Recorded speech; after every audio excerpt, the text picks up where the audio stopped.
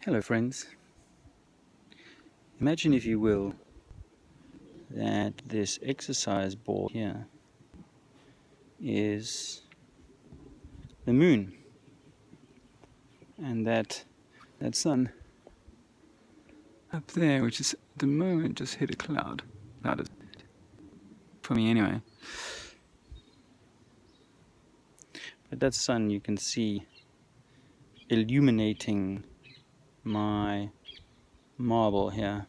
Now my marble is 93 million miles away from that sun.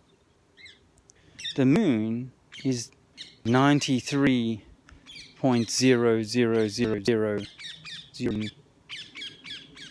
miles away from the sun. So the effect of the moon, given its relative position to the sun, should be pretty similar to what it is on this ball, because it's also a sphere, not just round like a dinner plate, but a sphere, like a ball, and their tenuous grasp on this incredible reality of ours. But I promise you, my friends, when you realize that this ball here is illuminated in a very different way to that ball up there, supposed ball, you will have to admit that they're not doing the same thing, not by a long chalk. The line of the sun makes no sense. If that's meant to be illuminated with shadows, it's well above the sky, but it makes no sense. Apologies for the quality of my recording. It is only a handheld device. Oh, that's massive. Just been mowing the lawn, actually. It's always good to do a bit of that. But yeah, you know, whenever you look at a ball and a spotlight, as we have in the sun, you always find them creating a hot spot. And you don't get those kind of odd half shadows that you see on the moon, that we were told, and we were all told, I think, that's the Earth shadowing it. And actually, when I point out the moon to people during the daytime, like now, I guess it's about 3 o'clock, or no, it must be later, maybe 5. They have pushed the clocks forward. But when you point someone to the moon and you say, look, there's the moon. Oh. Because we don't instinctively expect to see it. We're so programmed to see it at night time. See it at night only, but really it's following the sun, or the sun is chasing it, rabbit and hare, and one catches up with the other every 28 days or thereabouts. And one can predict the position of these bodies, these lights, with unerring accuracy in this time, I have to say. I'm pretty pleased about that. But when I tell my friends who don't want to challenge their paradigm, they prefer not to dwell on the fact that you are doing observational exercises that are only reinforcing the truth of the matter, that these energies, electromagnetic energies in the sun and the moon, are moving across the sky in some way. Exactly how, and exactly upon, you know, what means and on what map orientation remains something of a mystery. You know, I have this idea now of everything possibly being inside of a cube, but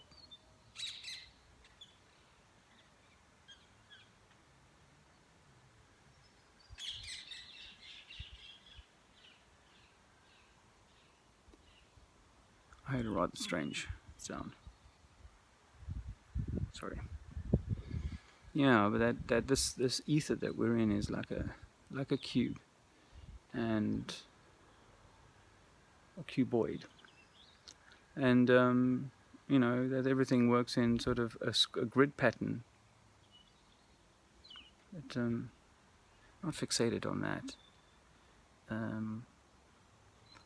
But I'm really getting a lot of like those good feelings, you know, when you feel like information is being transmitted to you, you know, Some could say that's merely thinking. That's all that is, and I get that. But sometimes I talk or I think, and I'm like, wow, that feels like higher thinking, and that's where my thinking is at the moment, conjunct with other people who've been thinking along similar kind of lines. I'm sure there's people I listen to that inspire and jog certain thinkings, but without wanting to go into a list of credits, just to say that I think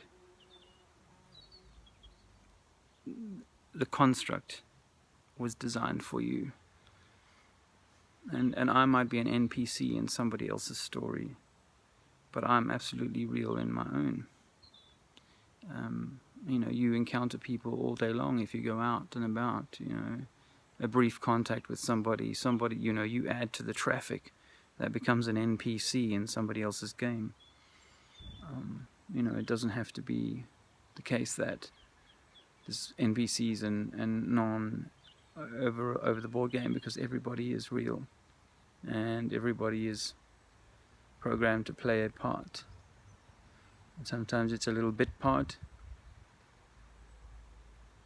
Really, the main attraction is you. And while you are at university, while you are under the spell of other modalities of thinking, then you can't get back to you. Does that make sense? And there's all these things that are stopping us from getting back to you, getting back to ourselves. And ultimately, those people who say that flat Earth doesn't matter, it only doesn't matter once you've come to terms with it. That's when it doesn't matter. But you do need to come to terms with it. And, you leave at a point you might be involved in certain things, but, you can't be, I can't be telling anybody what to do. It doesn't matter. But my advice to myself is to keep swimming upstream and not to stay in the pool for too long, or to just go back on holiday to the pool once every now and again, but no need to kind of spend all my energy in that swimming pool, no matter the motives of the pool managers. It's just the nature of the way that this thing is set up. And what if it had to be set up thus in order to create the mobility of mind and body and soul to move us along? Because we can, they love to get us to focus on the darker, negative aspects of where humankind is at. But I think that in the main, all chips down, humans are pretty decent, and none of them really want to go to war with each other. None of them really wants to screw the other one over. But we become habituated through the medium of media to these ideations of whatever that we know, but we're willingness to kind of compete and beat based on some criteria that have been created for you, and in the main appear to be so easy to manipulate, such as to create a complete panic or a complete fear of a particular thing or pandemic or outbreak, and the movies, they've done that, and then of course in the media they do that all the time with these stories hyped up of various outbreaks of measles and so on. So the vaccine agenda goes, and all of this has been created out of the fear factory. So we need to kind of disengage from that if we're going to stop giving it our energy, And I've argued against the Rothschilds and the Jewish, owned banking, media, and pharmaceutical company, the way that the pharmaceutical industry is set up. I've argued against all of those things.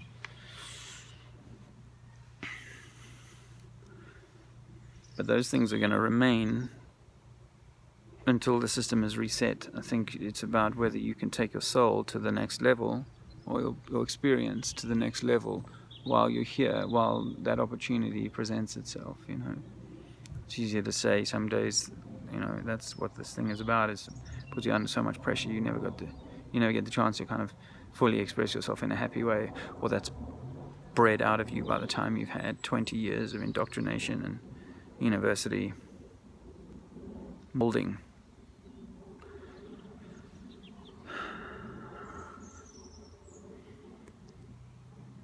But that's the status quo, brothers and sisters, and they don't expect to change it. But they can't stop you from changing you. And if all you ever do is you go down to the local pool and you learn how to swim at the local pool, but you never go to the beach, you never go into a decently ocean or powerful waves, then you never kind of you never overcome a whole lot of fears, and you never deal with a whole lot of stuff. I'm running out of battery actually, which I don't know. I may keep this short, but to say that Zoom Truth has got a website for flat Earth people to find each other. It's called People Finder, Flat Earth People Finder. Check it out on zoomtruth.com. And there's someone else I want to give a shout out to. Of course, there's lots of people I could give a shout out to, but someone is. Damn.